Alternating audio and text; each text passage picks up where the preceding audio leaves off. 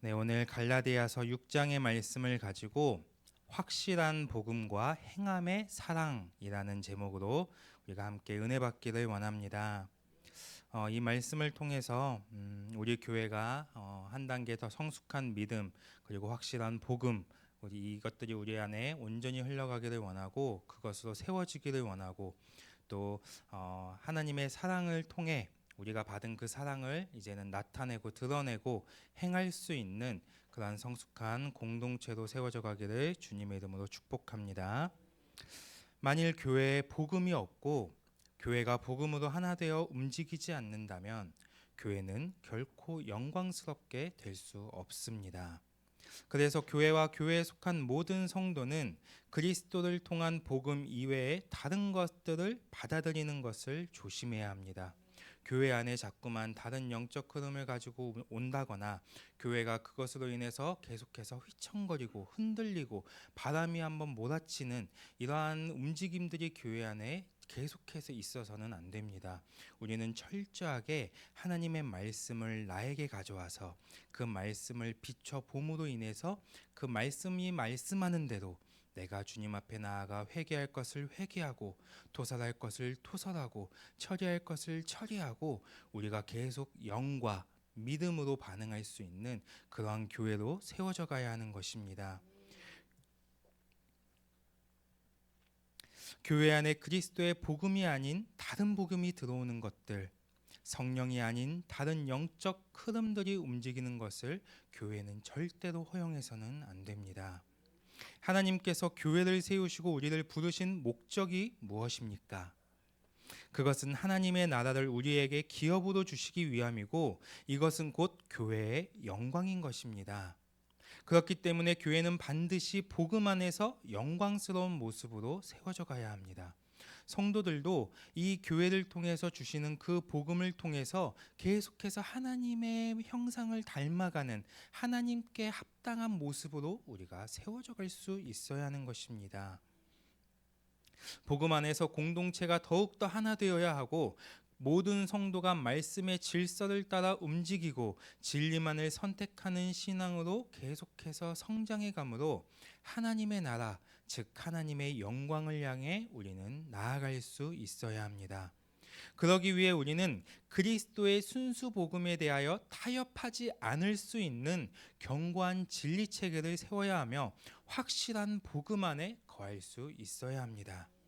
왜냐하면 우리의 구원과 의롭게 됨, 부활의 믿음, 이 모든 것들은 전부 그리스도를 믿는 믿음으로 말미암아 역사하는 것이며 예수 그리스도로부터 계시된 것이기 때문입니다. 성경은 우리에게 구원의 완성이신 예수 그리스도를 통해서만 우리가 의롭게 될 수 있으며 복음으로 말미암아 비로소 우리가 그리스도와 함께 하나님 나라의 후사가 되고 지체가 되고 약속에 참여하는 자가 될 수 있다고 말씀하고 있습니다. 우리는 하나님의 말씀을 진정으로 소중하게 생각할 수 있어야 합니다. 교회가 주는 말씀에 대하여 우리가 잘 소화해야 되고 말씀을 자신의 것으로 소유할 수 있어야 합니다. 그래서 그 복음의 씨가 우리의 심령 안에 온전히 심겨지고 그 복음으로 말미암아 열매가 맺혀지는 시간이 반드시 와야 합니다. 우리 아까 김봉천 집사님께서 찬양 인도를 하실 때 한 2년 동안은 계속 파는 시간이 있었다고 했잖아요. 뭔가를 팔았다고 했잖아요. 그 팔았다는 게 장사를 했다는 게 아니라요. 주님 앞에 엎드리는 시간이 있었다는 거예요. 주님 앞에 올인했던 시간이 있었다는 겁니다. 주님 앞에 끊임없이 나아가고 주님 앞에 엎드리고 주님을 가까이 하고 주님을 내 안으로 모시는 그 시간들이 끊임없이 있었다는 거예요. 그리고 그 시간들이 있었기 때문에 그 안에 자신 안에 김봉찬 집사님 안에 또 우리 모든 성도님들 안에 그 시간 가운데 주님의 씨앗이 계속해서 우리 안에 흘러와서 그것이 심겨지고 그것이 결실이 되는 그래서 누군가는 믿음이 커졌고 누군가는 사랑이 많아졌고 누군가는 부가 많아졌고 누군가는 자식이 많아졌고 네. 그러한 결실들이 우리 교회 안에 있었던 것입니다. 이러한 결실들이 계속해서 있어야 합니다. 김봉찬 집사님 한 사람만의 그 결실이 아니라 우리가 계속해서 그러한 시간들을 가져왔단 말이에요. 모든 성도들이 각자 나름대로 계속해서 하나님께 나아가는 그러한 시간들이 있었습니다. 그리고 우리의 모습, 지금 현재 이 시간에 오기까지 하나님의 은혜와 인도하심이 반드시 있었습니다. 그런데 여기서 멈추는 것이 아니라 우리는 계속해서 더 큰 도약을 이루어가야 합니다. 더 큰 믿음을 가져야 합니다. 더 큰 사랑을 취해야 하는 것입니다. 만일 우리가 하나님의 말씀에 집중하지 못하거나 우리가 정확한 진리체계 위에 세워져 가지 못하면 우리는 언제든지 진리에 타협할 수 있고 율법으로 흘러갈 수 있으며 믿음이 흔들리게 될 수 있다는 사실을 항상 기억해야 합니다. 여러분의 믿음이 한 번씩 흔들린다면 내가 왜 흔들리는지 한번 점검해 볼 수 있어야 합니다. 그러면 99%는 내가 그 말씀 위에 온전히 서 있지 못하기 때문인 것입니다. 다른 사람 때문이 아닙니다. 어떠한 환경 때문이 아니에요. 내가 하나님 앞에 바로 서 있지 못하기 때문인 것입니다. 모든 문제 가운데 우리는 자신을 볼 수 있어야 합니다. 문제를 보면서 자꾸만 다른 것을 탓하고 다른 사람을 탓하는 것이 아니라 자기 자신을 직면할 수 있어야 합니다. 내가 과연 하나님 앞에 바로 서 있는가? 내가 과연 진리 위에 바로 세워져 있는가? 우리는 돌아봐야 합니다. 모든 성도는 반드시 하나님께서 주신 진리를 통해 확실한 복음 안에 거할 수 있어야 합니다. 진리를 사모하고 진리만을 즐거워하고 진리로 살아가는 자들이 되어야 합니다. 또한 진리로 말미암아 율법의 행위에서 벗어나 온전한 믿음으로 우리는 나아가야 하며 믿음의 역사와 믿음을 통한 은혜가 우리 모두의 인생사 가운데 풍성하게 임해야 합니다. 이러한 측면에서 갈라디아서는 우리에게 순수 복음의 중요성과 함께 진리 체계를 기초로 하여 복음으로 사는 삶이 무엇인지 말씀해 주고 있습니다. 특별히 오늘 본문인 갈라디아서 6장에서는 복음으로 살고자 하는 이 사람들에 대한 권면과 율법을 따르는 자들을 향한 경고의 메시지를 통해 성도가 하나님의 계명을 지키며 그리스도를 믿는 믿음이 더욱 성숙해지고 성령의 충만함 가운데 하나님과 이웃을 사랑하는 삶으로 나아가기를 권면해 주고 있습니다. 복음으로 살고자 하는 성도는 믿음 중심의 삶을 살아갑니다. 그리고 성령을 의지하는 삶을 살아갑니다. 그러나 율법을 따르는 성도는 육체의 소욕을 따라 살아가고 육신의 힘을 의지하여 살아갑니다. 그러므로 모든 성도는 복음을 따라 살고자 하는 몸부림이 있어야 하고 율법에서 벗어나 믿음 안에서 살아감으로 인해 믿음의 역사와 성령의 열매를 맺는 성도들이 되어야 합니다. 오늘 갈라디아서 6장의 말씀이 여러분의 심령 가운데 온전히 심겨지기를 바랍니다. 그래서 여러분의 심령에 심겨진 이 복음을 통해 여러분의 인생사에 하나님의 의가 드러나고 하나님의 생명이 드러나고 길이 열려지고 믿음의 성숙함과 사랑의 풍성함이 풀어지기를 주님의 이름으로 축복합니다. 본문으로 들어가서 첫 번째, 복음으로 살고자 하는 성도의 모습에 대해서 1절에서 10절은 말씀하고 있습니다. 1절을 보면 형제들아 사람이 만일 무슨 범죄한 일이 드러나거든 신령한 너희는 온유한 심령으로 그러한 자를 바로잡으라고 말씀합니다. 여기 사람이 만일 무슨 범죄한 일이 드러나거든 이라는 말은 진리에서 벗어난 넘어짐이라는 뜻으로서 성령을 따라 행하는 삶에서 벗어나고 성령과 동행하지 않는 삶을 의미합니다. 또 신령한 너희는 이라는 것은 말씀에 깨어있는 자, 성령을 따라 살아가는 성도들을 의미합니다. 즉 말씀의 통치를 받으며 성령을 따라 살아가는 성도들은 쉽게 넘어지고 유혹에 빠지는 믿음이 연약한 자들을 향해 온유한 심령으로 다가갈 수 있어야 한다는 것입니다. 그리고 그들이 말씀을 붙잡고 말씀 안에서 다시 믿음을 회복해 갈 수 있도록 그들은 도와줄 수 있어야 한다는 것입니다. 온유한 심령이 무엇입니까? 어떻게 해야 우리가 온유한 심령을 가지고 지체들을 향해 다가갈 수 있습니까? 온유한 심령이라는 것은 부드러운 마음과 친절한 행동을 뜻하는데, 이것은 예수 그리스도의 성품이기 때문에 우리는 그리스도를 통해서 온유함을 배워야 합니다. 내가 가진 그 친절함이 아닙니다.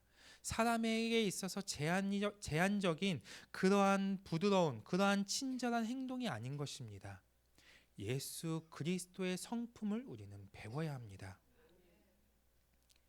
그리고 예수 그리스도는 말씀 그 자체이시기 때문에 우리가 올바른 진리 안에서 말씀을 따라 살아갈 때 우리는 그리스도를 경험하게 되고, 그리스도를 본받아 그분의 인격을 닮아가며 그분의 성품을 배우게 되는 것입니다. 그래서 모든 성도는 말씀에 대한 갈망이 있어야 하고, 그 말씀을 따라 살고자 하는 몸부림이 있어야 합니다.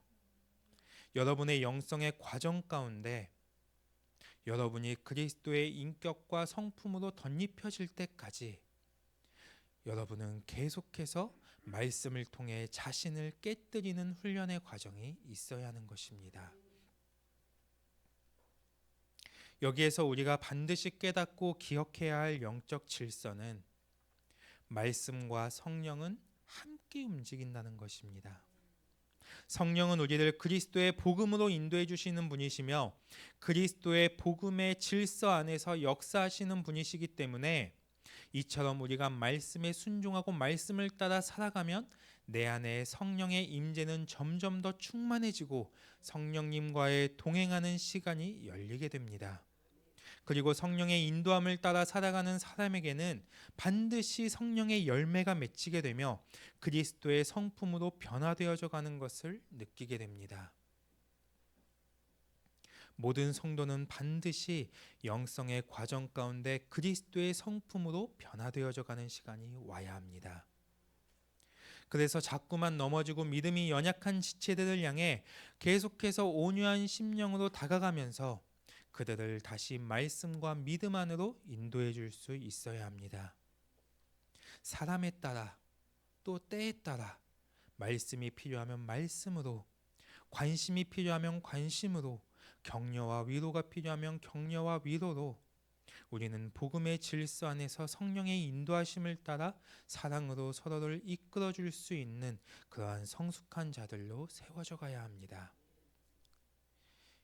이어서 너 자신을 살펴보아 너도 시험을 받을까 두려워하라고 말씀합니다.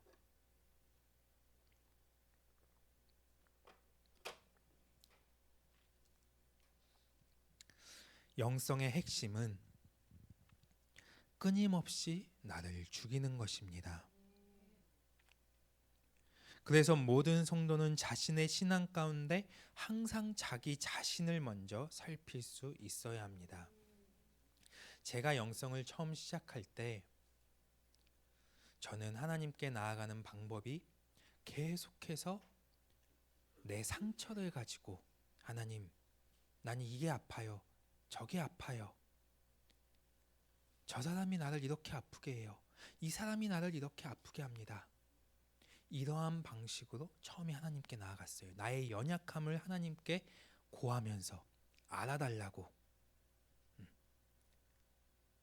그런데 하나님께서는 그렇게 나아가는 저를 이렇게 방향을 바꿔주시는 게 어떠한 부분이었냐면, 내가 아프고 상처받고 내가 고통 가운데 있던 것들은 일단은 놔두고 내가 하나님 앞에 바로 서 있는지를 먼저 보게 하셨어요. 내가 하나님 앞에서 얼마나 죄인이었는지, 얼만큼 하나님의 마음을 아프게 했는지, 얼만큼 불신앙을 가지고 살아왔으며, 얼만큼 하나님을 불신했으며, 얼만큼 하나님을 믿지 못했으며, 얼만큼 하나님을 의지하지 못했는지 하나님이 그것을 먼저 보게 하셨습니다. 그리고 그것을 회개하고 그것을 처리해가는 과정 가운데 하나님의 위로가 임했어요. 하나님의 위로가 임하면서 하나님의 사랑이 임하면서 제 안에 아픔과 고통과 상처들이 하나씩 하나씩 치유되는 것을 경험했습니다. 그것을 가지고 나갈 때 처음에는 하나님께 그냥 나 아파요, 나 이해해줘요, 이런 방법으로 처음엔 나아갔다면 하나님께서 올바른 질서 안에서 저를 이끌어 가시기 시작하니까 그러한 나의 아픔만을 하나님께 가져가는 게 아니라 영혼에 대한 긍휼의 마음을 가지고 회개하고 토설하는 시간이 있게 하셨습니다. 영성의 핵심은 계속해서 나를 보는 거예요.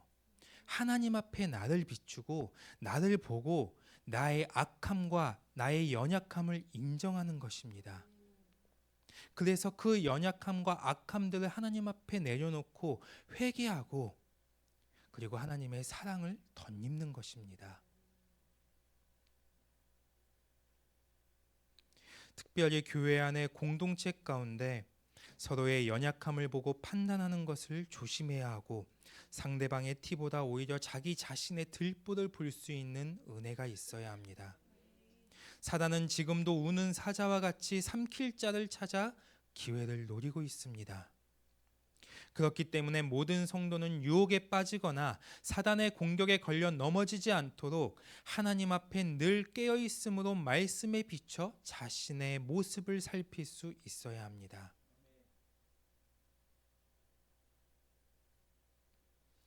오죽하면 세상에 내로남불이라는 말이 있잖아요. 내가 하면 로맨스고 다른 사람이 하면 불륜. 저는 이것이 정말 너무나 이 세상 가운데 사람들을 판단하는 잣대가 되어서 너무나 안타깝습니다. 많은 사람들이 자신에게는 관대하면서 다른 사람들에게는 굉장히 엄격한 잣대로 바라봐요. 자신의 연약함, 자신의 악함, 자신의 잘못은 보지 못하면서 다른 사람의 실수를 너무나 크게 지적합니다. 자신이 하는 것은 너그럽게 지나가고 다른 사람들은 쉽게 용서하지 않습니다. 성도는 이러한 세상의 질서와 방식을 따라가는 것이 아니라 이것을 뒤집을 수 있어야 합니다. 자신에 대하여는 말씀의 질서 안에서 겸손한 마음으로 엄격하게 비춰볼 수 있어야 하고 다른 사람들에 대하여는 모든 판단을 보류하고 자꾸만 하나님의 마음과 시선으로 그들을 바라볼 수 있어야 합니다. 여러분은 1만 달란트를 빚진 자들 아닙니까? 하나님께서 그것을 다 탕감해 주시지 않았습니까? 그런데 나에게 100데나리온 빌린 사람, 그 사람의 그 100데나리온을 탕감해 주지 못한다면 내가 어떻게 하나님의 사랑을 입은 자라고 당당하게 말할 수 있습니까?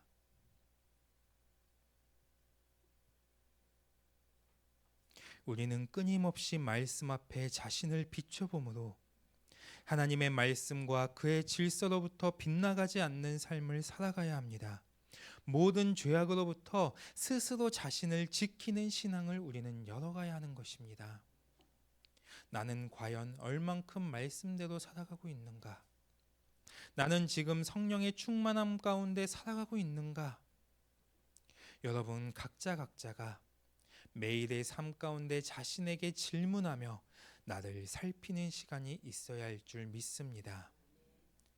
2절에 너희가 짐을 서로 지라 그리하여 그리스도의 법을 성취하라고 말씀합니다. 2절의 말씀을 직역하면 너희가 서로 무거운 짐을 계속하여 지라 그리하면 반드시 너희들은 그리스도의 법을 성취하게 될 것이다 라고 해석할 수 있습니다. 즉 우리는 반드시 그리스도의 법을 성취해 가야 하고 그 법을 성취하기 위해서는 교회 안의 공동체가 서로 짐을 나눠줘야 한다는 것입니다.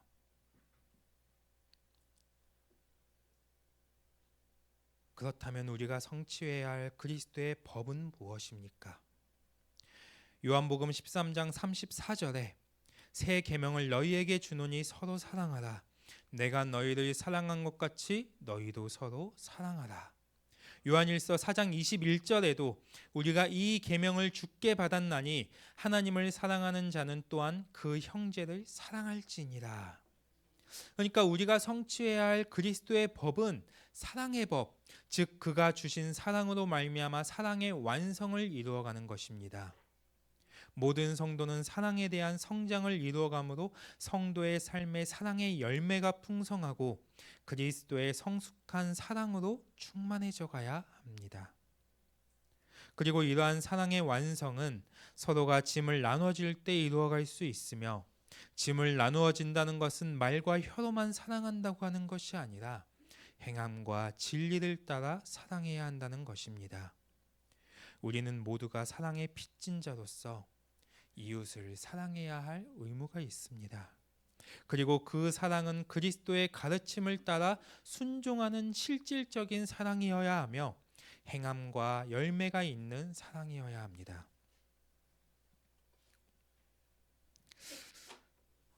저는 어릴 때부터 받는 것보다 무엇인가를 주고 나누는 것을 더 좋아했습니다.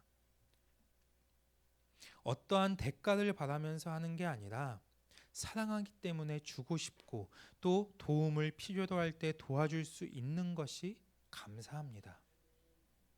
우리가 서로 사랑하면 그 사랑에는 반드시 행함이 있게 되고 그 행함에는 반드시 열매가 있다는 것을 기억해야 합니다. 그리고 그 열매는 서로에게 엄청난 풍성함으로 다가오게 됩니다. 이것이 하나님의 사랑의 원리입니다.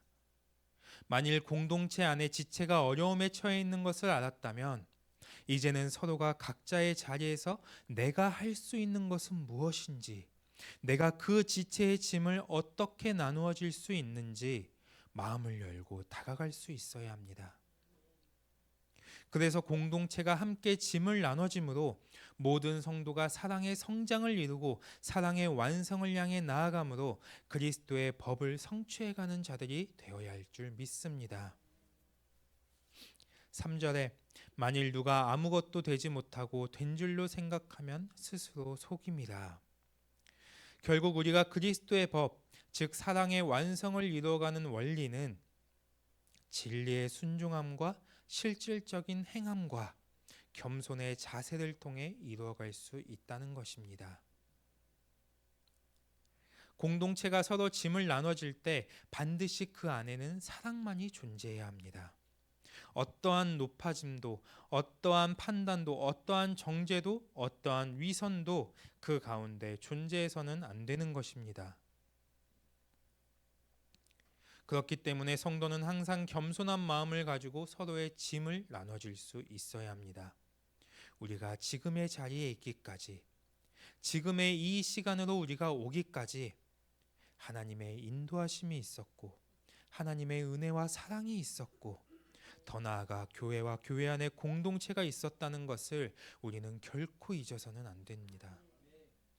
아무리 잘난 사람이라도 절대로 나 스스로 존재할 수 없다는 것을 우리 모두는 반드시 깨달아야 합니다. 모든 사람은 누구나 할 것 없이 다 연약함을 가지고 있는 존재들입니다. 하나님 앞에서 그 누구도 높고 낮음이 없고 많고 적음이 없는 것입니다. 중요한 것은 우리는 모두가 은혜의 원리 안에서 살아가는 자들이기에 하나님이 각자에게 주신 그 은혜로 말미암아 서로의 짐을 지어주면서 서로에게 부족한 것들을 채워주므로 모두가 온전함 가운데로 나아갈 수 있어야 한다는 것입니다. 4절 각자 자기의 일을 살피라. 그리하면 자랑할 것이 자기에게는 있어도 남에게는 있지 않다고 말씀합니다. 내가 누군가를 도와줬다고 해서 자신의 자랑거리를 다른 사람들과 비교하지 말라는 것입니다. 나는 저 사람보다 이걸 더 잘해. 나는 저 사람보다 이게 더 많아. 나만큼 헌신하는 사람은 없어. 이러한 자랑이 교회 안에 있어서는 안 된다는 것입니다. 계속해서 자신과 하나님과의 관계에만 집중하면서 하나님이 나에게 주신 것을 자신 안에서만 기쁘게 여길 수 있어야 한다는 것입니다. 고린도전서 15장 10절과 같이 내가 나 된 것은 오직 하나님의 은혜이기 때문에 나의 자랑을 다른 사람과 비교하면 안 됩니다. 내가 많은 짐을 나눠질 수 있는 것도 하나님의 은혜이고 아주 작은 힘이라도 보탤 수 있는 것도 하나님의 은혜입니다. 하나님께서는 누구에게나 자랑할 것들을 주셨고 그것으로 서로의 짐을 나눠질 수 있게 하셨습니다. 그래서 우리는 그저 나에게 자랑할 것들이 있음에 하나님께 감사하고 그것으로 다른 사람에게 도움이 될 수 있음에 기뻐할 수 있어야 합니다. 교회 안에 이러한 기쁨이 더 충만해지기를 원합니다. 교회는 절대로 삭막해져서는 안 돼요. 교회 공동체가 함께 모였을 때 항상 기쁨과 사랑이 넘쳐야 합니다.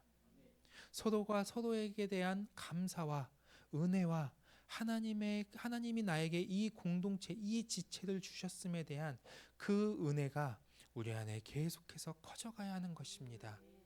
공동체를 더 소중하게 생각하고 공동체를 더 사랑해야 합니다. 공동체로 말미암아 기뻐할 수 있어야 합니다. 5절에 각각 자기의 짐을 지라고 말씀합니다. 2절에서 4절까지 계속해서 서로의 짐을 져주라고 말씀하다가 5절에 와서 갑자기 자기의 짐을 지라고 말씀하고 있어요.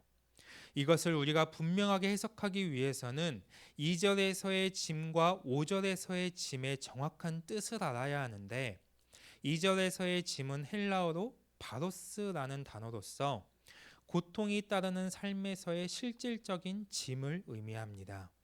즉 세상을 살아갈 때 오는 어려움들, 결핍, 육체적 고통, 정신적 고통 이러한 것들을 모두 포함하는 단어가 이 바로스라는 단어입니다.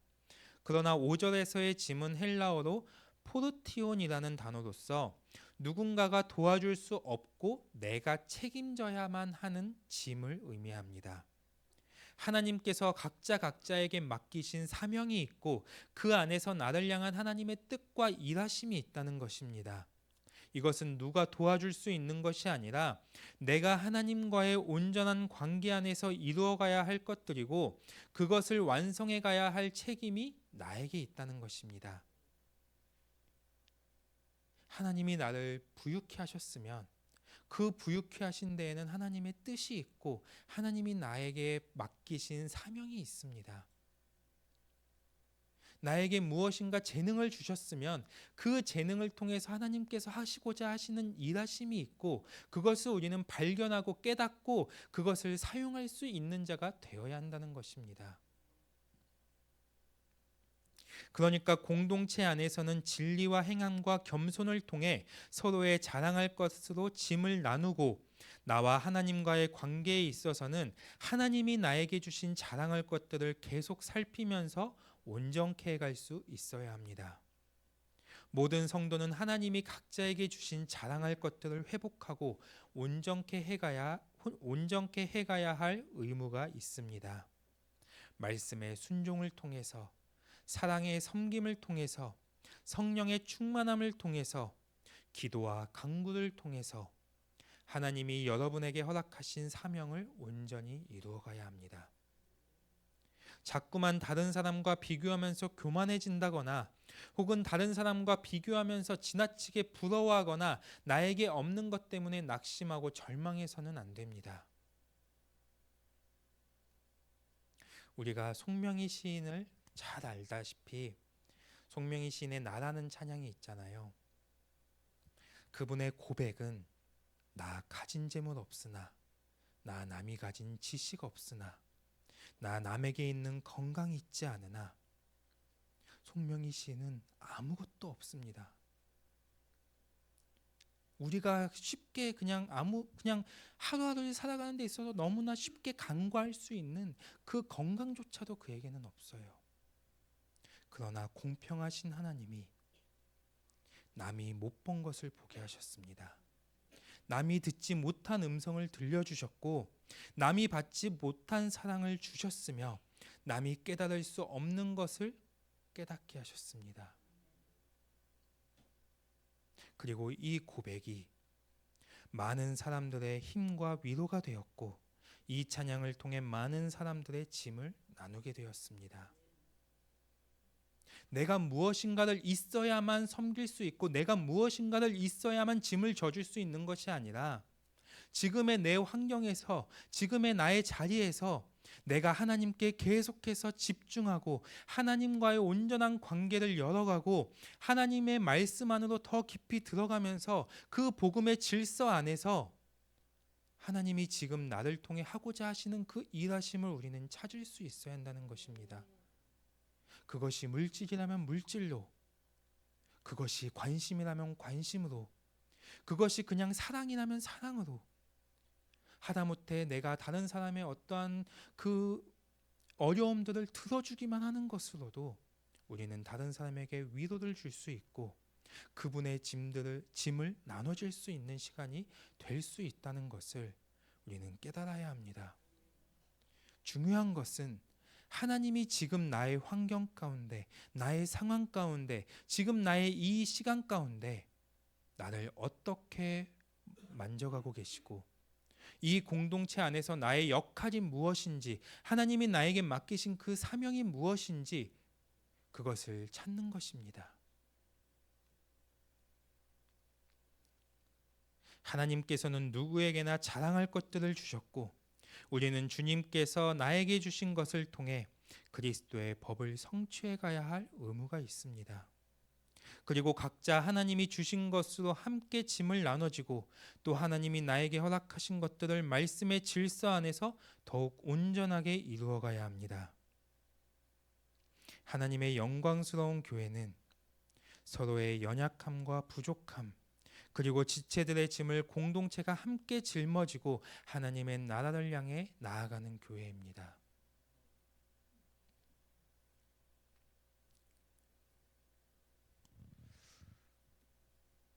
제가 이 말씀을 준비할 때 갑자기 군대가 탁 떠올랐어요. 그 힘들었던 시간,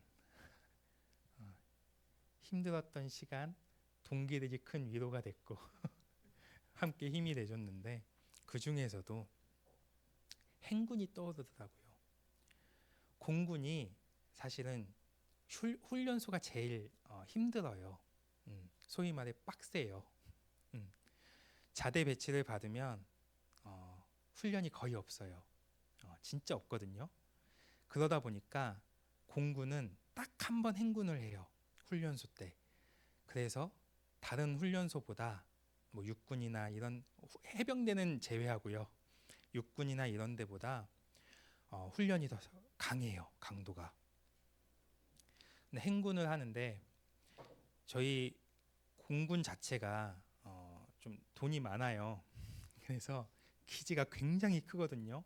안에 그 골프 필드가 있을 만큼 굉장히 큰데 그래서 저희는 어디 막 도로를 타고 막 어디 외곽으로 막 가지 않아요. 그냥 그 외곽 그 기지 바깥으로만 돌아도 하루가 넘게 걸려요. 네, 진짜 커요. 진짜 그렇게 큰데 행군을 하는데 처음에는 한 새벽 4시 5시 이때부터 시작을 했거든요. 그런데 처음에는 막 여기저기서 불평과 불만들이 막 나와요. 아 힘들다부터 해가지고 이제 몇 걸음 뗐는데 아 힘들다부터 해서 이거 언제 끝나냐 너무 막 이게 막막하다부터 해가지고 온갖 막 불평과 불만들이 막 있다가 이제 몇 시간 걷고 나면 점점 말이 없어져요.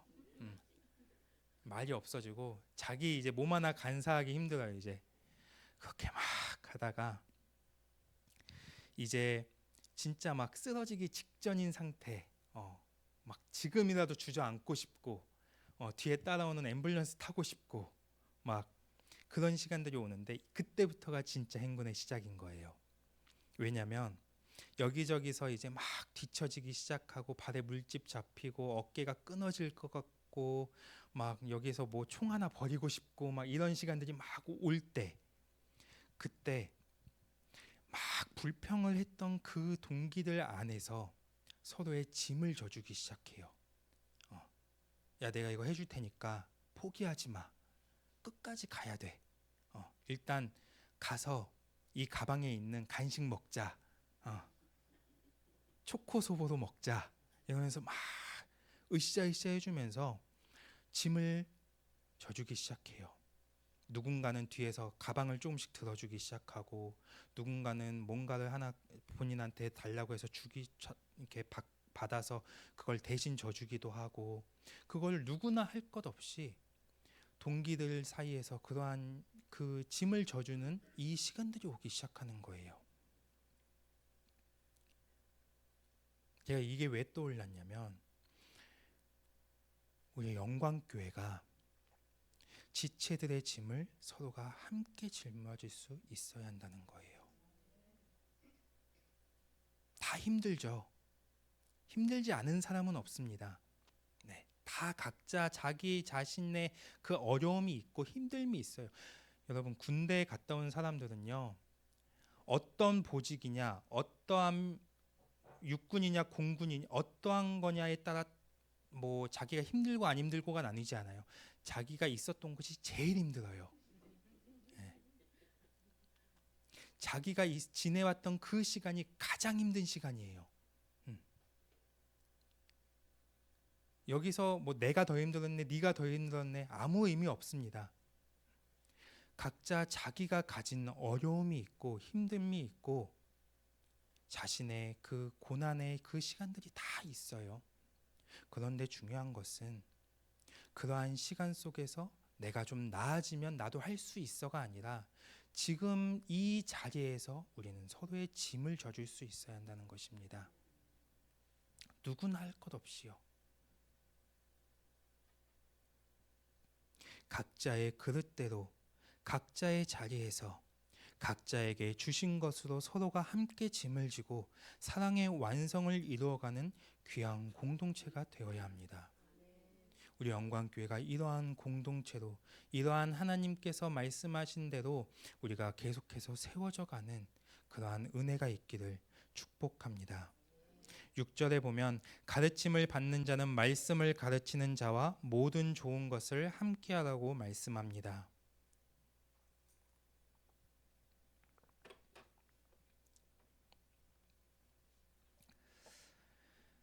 가르침을 받는 성도는 말씀을 가르치는 리더와 모든 좋은 것을 함께해야 합니다. 여기에서 모든 좋은 것이란 영적으로는 선하고 유익한 것들을 함께하고 또한 육적으로는 이 땅에서의 물질적인 좋은 것으로도 함께해야 한다는 것입니다. 제가 말씀을 이렇게 준비하다 보면 저는 이게 말씀이 있으니까 하는 건데 사도 바울은 참 이런 말을 잘해요. 나와 좋은 것을 함께해야 돼. 모든 좋은 것으로 함께해야 돼. 이런 말을 사도 바울은 참 잘하는데 네, 그렇더라고요. 그러니까 성도는 교회 안의 리더와 영적인 교제가 많아야 하고 리더의 말씀과 믿음의 선포와 또 중보에 적극 동참할 수 있어야 합니다. 뿐만 아니라 성도는 리더가 교회를 세워가고 하나님의 말씀에만 전념할 수 있도록 물질적인 필요까지도 함께할 수 있어야 합니다. 그런데 이것보다 더 중요한 것이 특별히 교회 안에는 목회자와 성도 간의 말씀의 연합이 풍성해져야 합니다. 목회자가 전하는 말씀들을 성도는 받아들여야 하고 그 말씀으로 인해 성도는 계속해서 성장해 가야 합니다. 성도는 목회자의 말씀의 은혜를 받고 목회자는 성도들이 말씀으로 인하여 성장하는 것을 보면서 은혜를 받아야 합니다.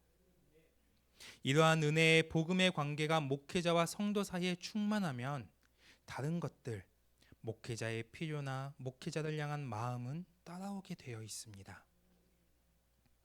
목회자와 성도의 관계에 있어서 복음의 관계만큼 좋은 것은 없습니다. 여러분, 사단이 우리를 공격할 때 가장 먼저 하는 공격이 무엇인지 아십니까? 나를 힘들게 하고 나를 어렵게 하고 아닙니다. 목회자로부터 오는 가르침을 차단하는 것입니다. 말씀에 은혜 받지 못하게 하고 말씀을 판단하게 하고 말씀을 대적하게 합니다. 왜 그렇습니까? 하나님은 복음의 관계를 통해서 모든 축복의 길을 여시며 나를 향한 하나님의 모든 뜻과 계획을 이루어 가시기 때문입니다. 그러므로 우리는 절대로 말씀의 은혜를 받지 못하고 있는 상태를 방치해서는 안 됩니다. 우리는 끊임없이 말씀을 통해 은혜를 받을 수 있어야 합니다. 그러기 위해서는 주님이 나에게 세워주신 그 주의 종에게 우리는 사랑으로 다가갈 수 있어야 합니다. 계속해서 그들 향해 믿음으로 반응할 수 있어야 합니다. 계속해서 그들을 향해 마음의 문을 열어야 합니다. 그게 우리가 축복받는 길입니다. 그것이 하나님이 우리의 가정과 나를 회복시키고 나를 살리고 나를 인도해 갈 수 있는 지름길이라는 것을 우리는 반드시 깨달아야 합니다.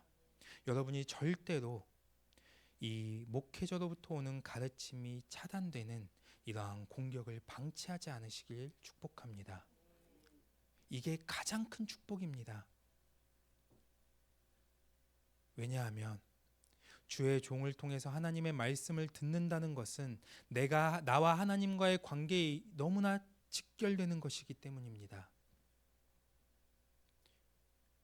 우리는 계속해서 주의 종을 향해 모든 좋은 것을 함께 할 수 있는, 그 중에서도 특별히 이 복음의 관계, 주의 종에게 절대로 대적하지 않고 마음을 닫지 않고 그를 사랑하고 그를 계속해서 믿어주고, 단순히 사람을 믿으라는 것이 아닙니다. 목회자를 통해서 나를 축복하실 하나님을 믿으라는 것입니다. 목회자를 통해서 하나님을 보라는 것입니다. 하나님의 인도하심을 계속해서 구하고 찾으라는 것입니다. 그러한 질서가 우리 영광교회 안에 온전히 풀어지기를 축복합니다. 7절에 스스로 속이지 말라. 하나님은 업신여김을 받지 아니하시나니 사람이 무엇으로 심든지 그대로 거둔다고 말씀합니다. 여기 속이지라는 단어는 길을 잃게 하다, 진리에서 벗어나게 하다, 잘못되게 유인하다, 미혹하다라는 뜻을 가지고 있는데, 오늘 본문에서 스스로 속이지 말라는 것은 현재 수동태 명령법으로서 어떤 유혹에 미혹되어 스스로 믿음을 잃게 되지 말라, 스스로 진리에서 벗어나지 말라는 것입니다. 성도는 진리 안에 바로 서야 하고 진리로 말미암아 항상 자신을 깨끗하게 함으로 자신의 믿음과 신앙을 견고히 세워가야 합니다. 그러니까 우리가 진리에서 벗어나게 된다는 것은 그 누구의 탓도 아니고 그 어떠한 문제 때문도 아니고 그 어떠한 환경 때문도 아니라는 것입니다. 스스로 넘어지는 것이라고 말씀하고 있는 것입니다.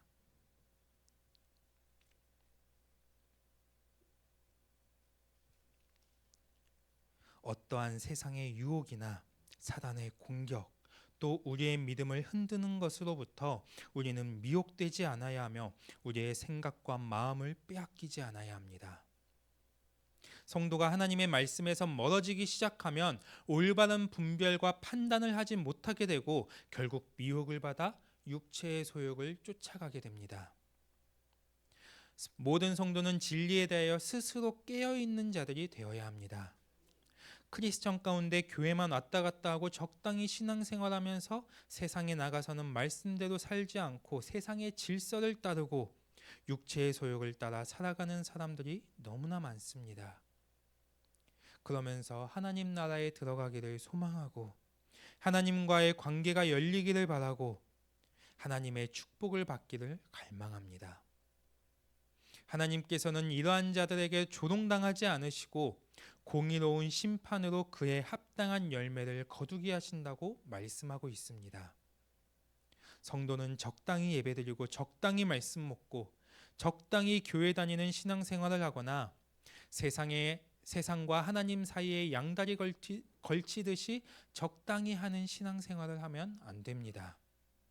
성도는 베드로전서 1장 13절과 같이 너희 마음의 허리를 동이라고 말씀하고 있는 것과 같이 항상 주님의 강림을 맞이할 수 있는 그러한 만반의 준비를 해가는 신앙생활을 할 수 있어야 합니다. 8절 그러므로 성도는 육체의 소욕을 쫓아 살아가는 자가 아니라 성령의 소욕을 따라 살아가는 자가 되어야 합니다. 로마서 8장 13절에 너희가 육신대로 살면 반드시 죽을 것이로되 영으로서 몸의 행실을 죽이면 산다고 말씀하고 있습니다. 우리가 육신의 삶을 선택한다면 우리의 영은 반드시 죽을 것입니다. 그러나 우리의 삶을 하나님께 맡기고 말씀과 성령으로 인도함을 받아 살아간다면 우리는 성령으로부터 영생을 거두는 자들이 될 것입니다. 모든 성도는 확실한 복음 안에서 말씀에 순종하고 성령의 인도함을 따라 살아가면서 성령을 위하여 심고 성령의 열매와 성령의 모든 충만하심을 거두는 자들이 되어야 할 줄 믿습니다. 9절 우리가 복음 안에서 행하고 성령 안에서 행하는 모든 것들은 다 하늘 창고에 쌓이는 것이며 하나님께서 전부 기억하고 계십니다. 그렇기 때문에 모든 성도는 복음에 합당한 삶을 살아가고 서로의 짐을 져주고 모든 좋은 것으로 함께 해가는 과정에서 낙심하거나 지치지 말고 끝까지 행할 수 있어야 합니다. 반드시 하늘의 상급이 있고 반드시 그것은 영으로 심는 것이 되고 그것은 영원이라는 시간 속에서 반드시 열매를 맺게 될 것입니다. 10절 그러므로 모든 성도는 말씀을 통해 듣고 보고 배운 그 하나님의 사랑과 선을 행하는 자들이 되어야 합니다. 여러분이 지금까지 영성을 해오는 이 과정 속에서 얼마나 큰 하나님의 사랑을 발견하셨습니까? 그 사랑을 얼마나 많이 받으셨습니까? 그것을 얼만큼 많이 느끼셨습니까? 그럼에도 우리는 고백합니다. 하나님 나는 사랑이 없는 자입니다. 하나님 나는 부족합니다. 아닙니다. 하나님은 여러분에게 완전하고 영원한 그 사랑을 계속해서 우리에게 부어주셨습니다. 우리는 그 사랑을 받은 존재입니다. 그렇다면 언제까지 우리는 연약한 자가 아니라 그 사랑을 말미암아 우리는 사랑을 전할 수 있는 그 사랑으로 공동체에게 다가갈 수 있는 그러한 준비가 이미 되어 있다는 것입니다. 말씀을 따라 행하고 하나님의 선을 행하는 것은 단순히 이 세상에서 인정받는 정도의 그런 착한 일이 아닙니다. 이것은 영혼을 살리는 일이고 하나님의 나라를 세우는 일이며 우리 안에 그리스도의 사랑을 완성시키는 일입니다. 계속해서 죽을 때까지 받기만 하는 것이 아니라 하나님의 사랑을 받았다면 그 받은 사랑을 이제는 나눌 수 있어야 합니다. 어떻게 보면 우리 공동체는 받는 건 굉장히 잘해요. 받는 건 너무나 잘합니다. 말씀의 은혜를 받고 말씀을 사모하고 하나님의 사랑을 갈망하고 예배 가운데 그 사랑을 받고 너무나 잘합니다. 이제는 줄 때입니다. 섬길 때입니다. 나눌 때입니다. 없다고요? 아닙니다. 하나님이 이만큼 채워주셨는데 얼마나 더 채워주셔야 내가 만족하고 얼마나 더 채워주셔야 거기에서 나눌 수 있습니까? 지금 나누지 못한다면 지금 짐을 나눌 수 없다면 더 부어주시고 더 채워주셔도 우리는 여전히 그 자리에 머물게 될 것입니다. 내가 받았으면 우리는 나눌 수 있어야 합니다. 나누는 데에서 오는 행복과 기쁨과 충만함이 훨씬 더 크다는 것을 우리가 깨달아야 합니다.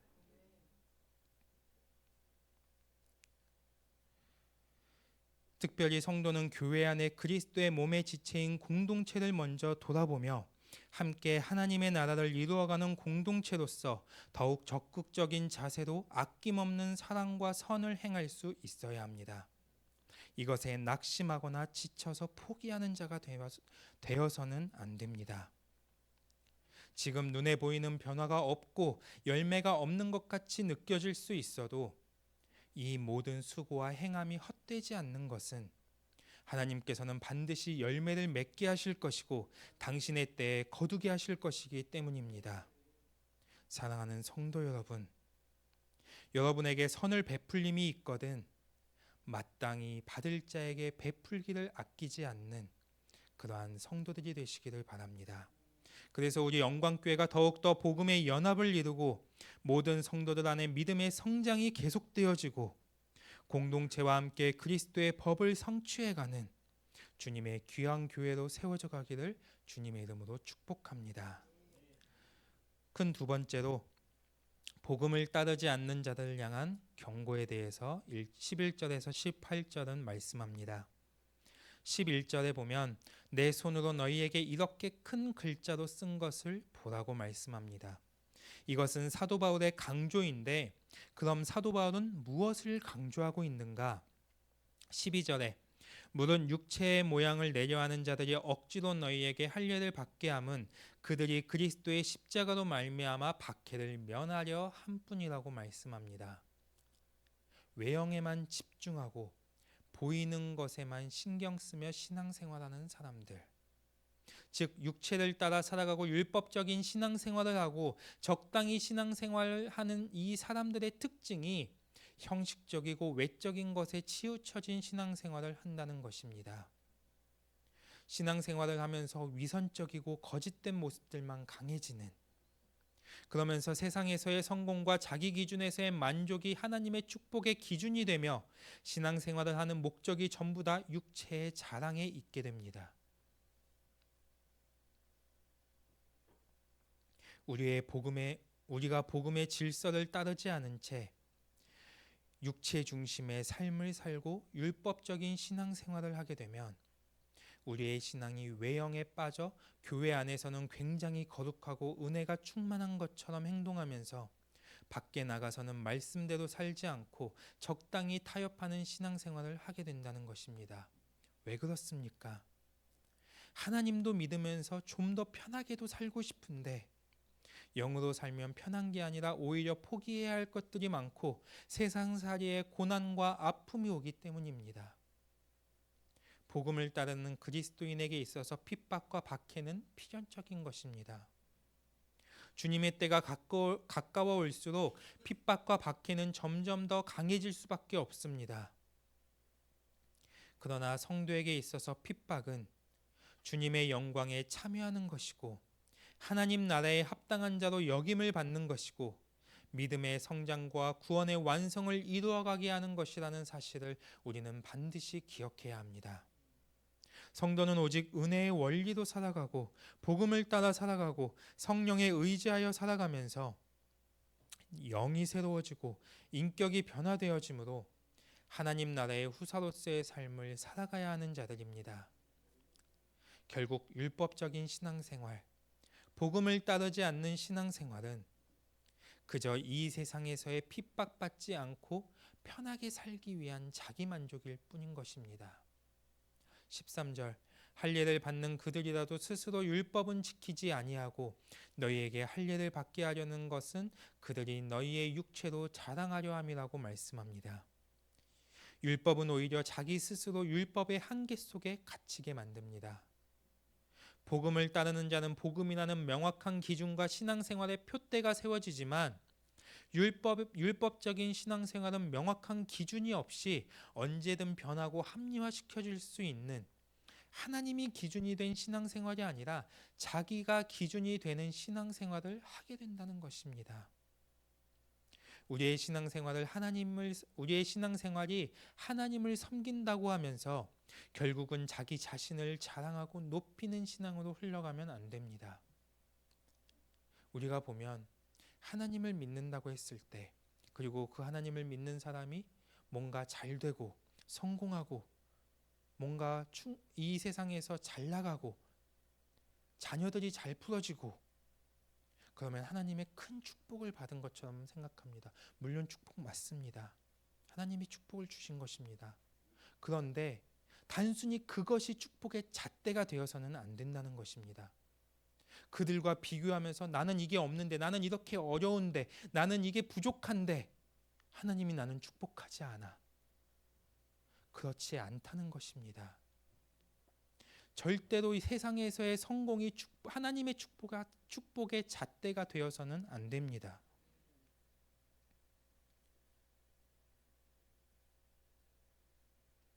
또 하나님이 베풀어 주신 은혜를 내가 무엇인가 열심히 해서 얻어진 것처럼 생각해서는 안 됩니다. 내가 바라는 축복이 오지 않으면 하나님을 원망하고 상처로 삼으면서 우리의 신앙이 흔들리게 되어서는 절대로 안 되는 것입니다. 이러한 율법적인 흐름이 내 안에 존재한다면 반드시 회개하고 말씀의 질서 안으로 들어오는 시간이 있어야 할 줄 믿습니다. 14절, 우리의 자랑은 오직 십자가 외에 결코 자랑할 것이 없습니다. 십자가를 통해 우리는 하나님 앞에 설 수 있는 의를 얻었고, 십자가를 통해 우리는 영원한 하나님의 나라의 영광스러운 후사로서의 자격을 얻었고, 십자가를 통해 우리가 기도할 때 하늘이 열리는 권세를 얻었고, 십자가를 통해 진정한 자유와 완전한 승리를 우리는 얻었습니다. 성도는 오직 십자가만을 자랑할 수 있어야 합니다. 지금의 내가 있을 수 있는 것은 다 십자가 때문이야.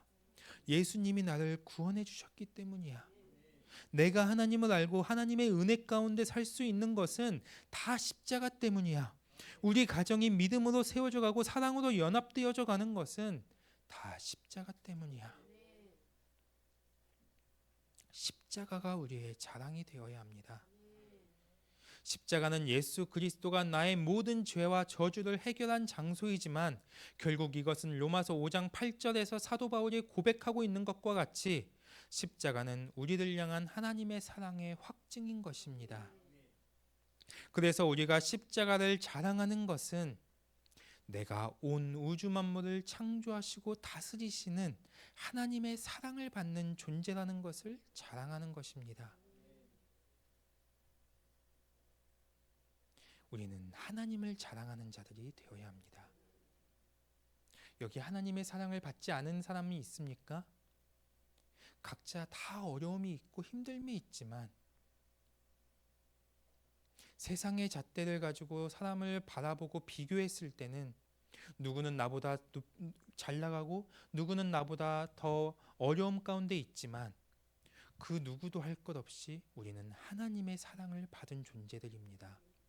하나님 안에서는 누구나 존귀하고 누구나 하나님의 사랑이 하나님께서 충만하게 부어주시는 그러한 하나님의 자녀들인 것입니다. 이것이 우리에게 믿음으로 다가와야 합니다. 그래서 십자가를 자랑하며 하나님의 사랑을 자랑하는 자들이 되어야 합니다.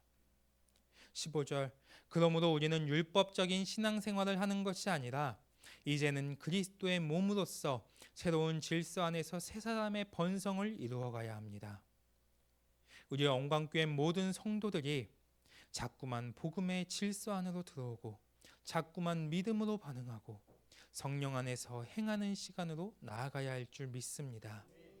16절, 그래서 여러분이 그리스도의 십자가를 자랑하는 자들이 되며 말씀을 따라 사랑과 선을 행하고 성령을 따라 살아감으로 말미암아 여러분 모두에게 하나님의 평강과 긍휼이 있기를 축복합니다.